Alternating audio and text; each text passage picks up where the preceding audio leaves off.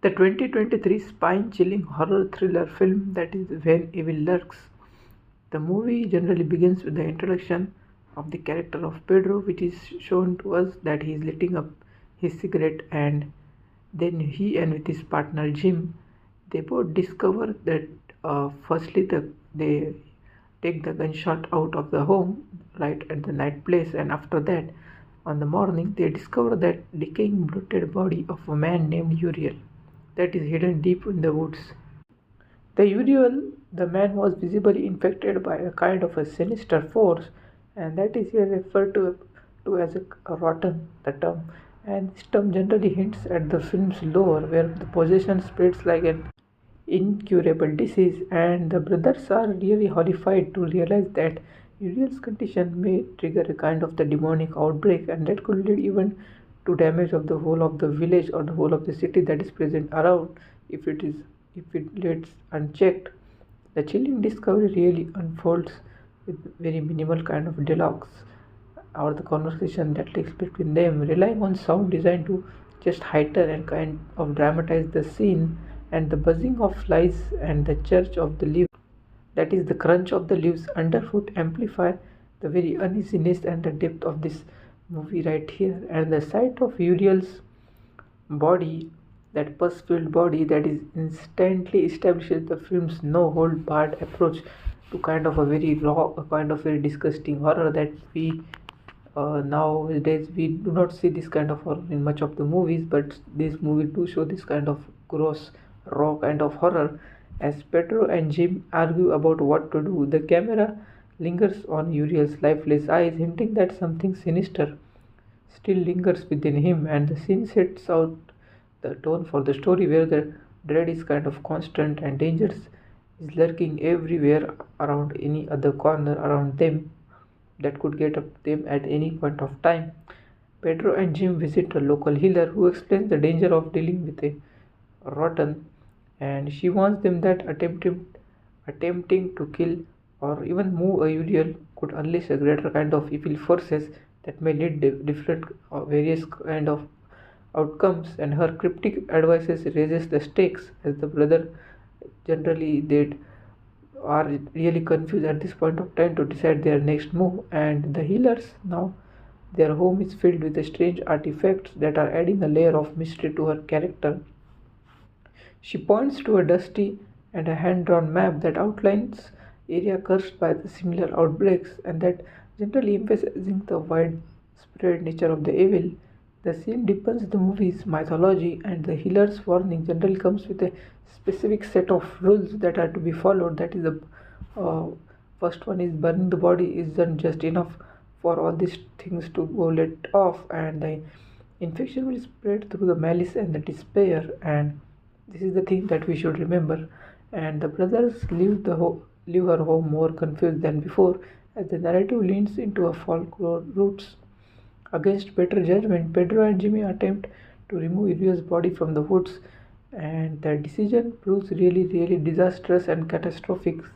As consequence of it, it generally triggers a very series of supernatural events that may not have been take place, but due to their action, they are taking place. That is, the Uriel's violent death releases the dormant evil, which is a kind of inactive or the sleep evil, which begins to infect the whole village itself. As they drag the Uriel's body to an abandoned barn, the sound design crescents with a very kind of unnatural noises and low growls, kind of whispers, and the sound that you hear when you twig the branches or snap branches, that kind of sound we can hear. The brother faces show growing panic and hinting at their realization that they are breaking a very kind of unspoken rule that we have already discussed about the rule when we are when we were discussing the process itself. And the moment of release is visually very stunning, very horrifying. The makeup was really great. The demon's essence rises like a black mist, and that is spreading outward in a very unnatural pattern. Nearly animals, dogs, cows, even insects react violently as though sensing the presence of a kind of a predator right there. The sequence is the turning point of the movie. What begins as a very kind of quiet and eerie tale that erupts into chaos, and The brother's mistake marks the beginning of the kind of an end, and then driving home the idea that meddling with the forces that go beyond the understanding of our human capabilities and the consequences it may have on afterwards. The brothers return to their family home where Pedro's ex-wife and two sons reside, and they attempt to warn their loved ones, but the infection just spreads so quickly, targeting the youngest son. So the demon's presence manifests in a disturbing way, a kind of very strange way, that is including the strange sound, inexplicable shadows, and violent outbursts at any point of time. As the boy behaviors become increasingly erratic, very weird kind of, so the family and the dynamic fractures began to widen up. The mother, skeptical of Pedro, accuses him of bringing danger to their doorstep because just because this is the dangerous situation for them, and her gear and anger just add a kind of emotional depth to the character and weight to this scene, making the horror just feel kind of more personal, grounded, and very near to reality. There's chilling moment where the youngest son, staring blankly at a wall, whispers the phrase that he couldn't possibly may not know, but he just whispers, that. If you like this kinds of breakdown, please subscribe to our channel. The words Now get back to the story right here. The words echo like a prophecy, settling the stage for a very escalating kind of terror. The scene is emotionally charged as Pedro struggles to protect his family while he was grappling with his own fear, kind of guilt, and kind of he was frightened at that point of time. The tension really escalates when when the infected son begins showing the signs of possession, and that forces the Pedro to make a heartbreaking decision.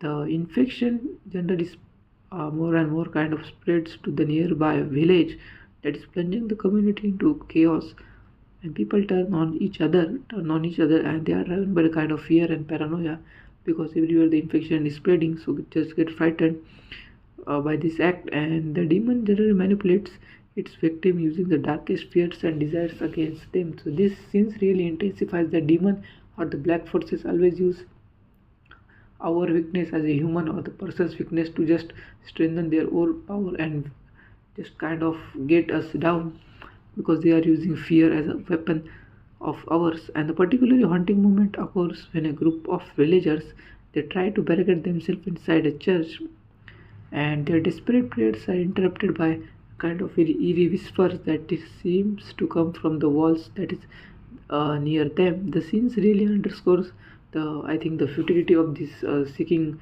salvation in a world that was already consumed or taken over control by our evil itself, or the evil forces that are present. And between the chaos, a child is seen standing kind of motionless, completely blank, just staring, nothing else, no expression, in the middle of street nowhere, holding a doll. This small quiet moment is unnerving, effective, suggesting that innocence itself is no shield against spreading the kind of havoc. This sequence really features, I think, the film's some of the most terrifying visuals that we see on this film, including the distorted face, very kind of unnatural movements that take place, and that generally the gore-related transformation that is seen in this movie. The moments are really both, terrifying, kind of mesmerizing, that will stick with you for a kind of long time, I guess. So the movie's reputation really stand out in this modern horror genre scene.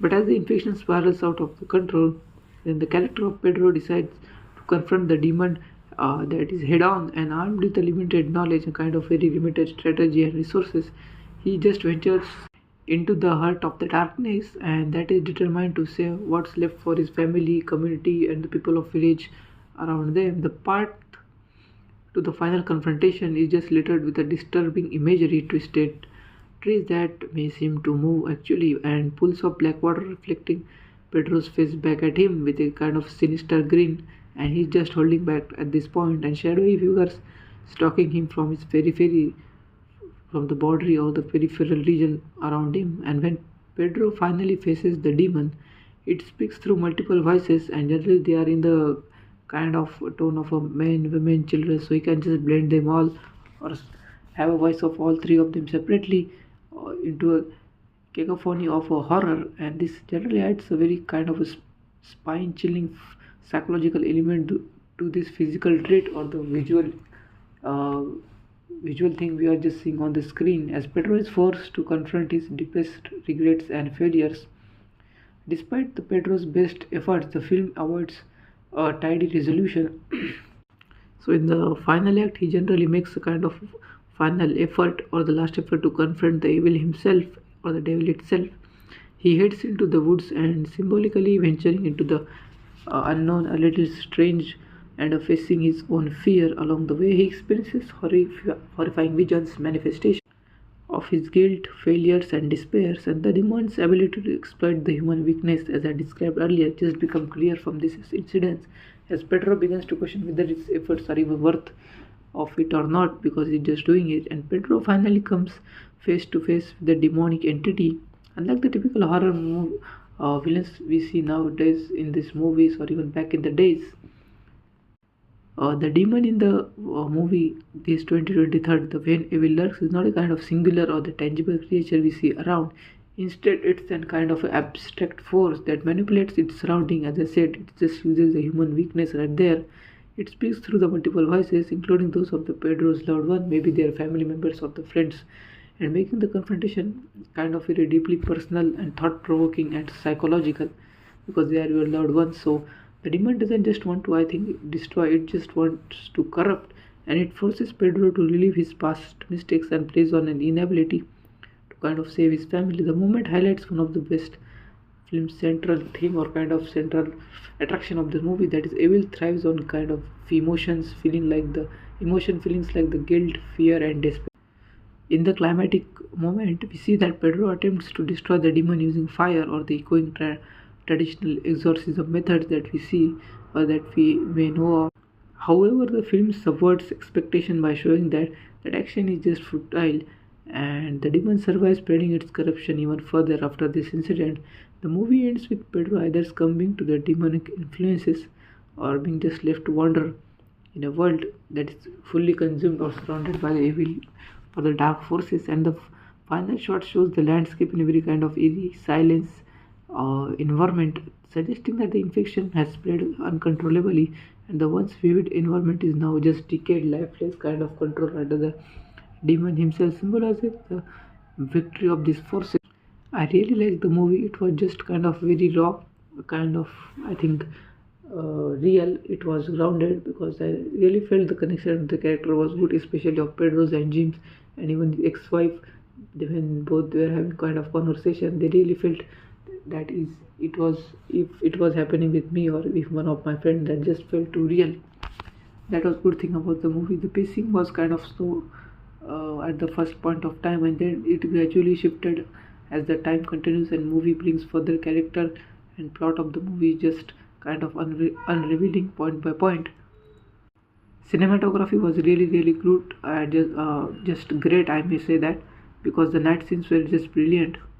The movie is really very raw and kind of very relentless horror film that really, I think, deserve a round of applause, and people should just watch it because I think it was really great, and that really delivers a kind of standout and very chilling experience unlike anything we have seen with the horror movies that are released in the recent years.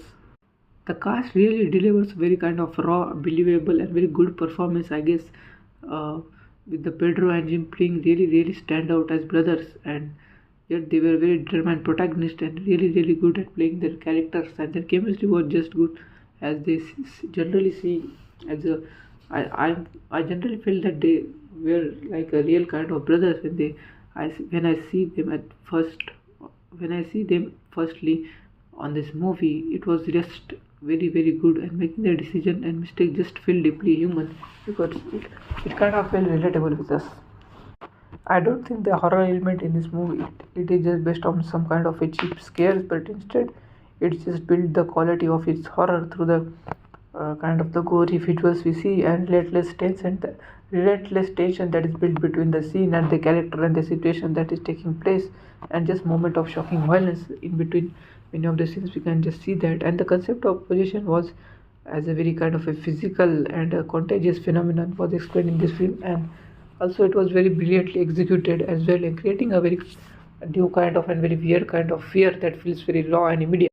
And about the gore part I found really great. The makeup was great, the gore part was great, It's graphic, kind of very raw, you may say, very relentless, and it's never that great, I mean gory, but yes, it is at the level you can say that it is gory.